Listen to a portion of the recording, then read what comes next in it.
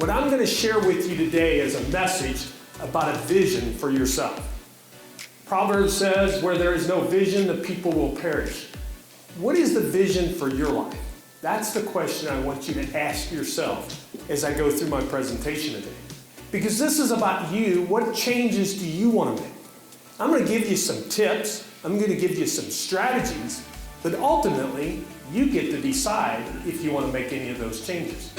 One thing that really came to me is you're a 94-year-old company as I was doing my research on your company. You've had to change with the times. You've had to change as new products, new services, new offerings, and new things come out to make yourself better. But we have to do that same thing. And I think with the 2020 vision, what your company is asking you is what changes are you willing to make this next year to get better? And in our relationships, we have to think about that. With our coworkers, with our teammates, how about our family? How can we make those changes when we go home to make those relationships last?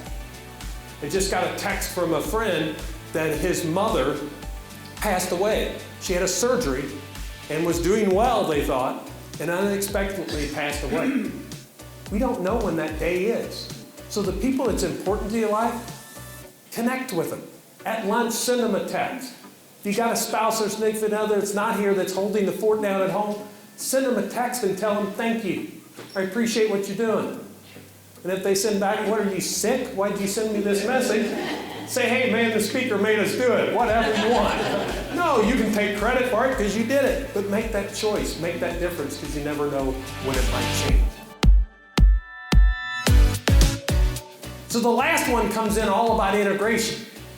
So integration is about our habits. It's about the disciplines and the change that we need to create. Some of you thought of something that you want to change since I was speaking. Now you've got to decide, are you going to do something about it and make that change? Well, when we decide to make that change, we then can do it by creating those habits and disciplines. If I don't want to get up on the snooze, if I don't want to hit the snooze anymore, I can change that. But I have to make that decision. If I want to change something else in my life, I've just got to take one day at a time and start making those incremental changes, and I can make that change. Back when I was on my weight loss, I had to make that change day by day. It didn't happen overnight.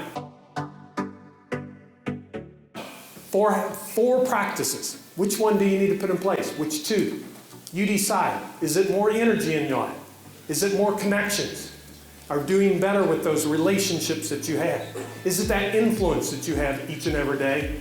Or do I need to work on some new habits? I need to integrate some new things into my life. Each one of you get to choose what it is. Choose it for yourself, but then decide to put that practice in place. And as Mel Robbins said, when you're not going to do it, say 5, 4, 3, 2, 1 and just get started.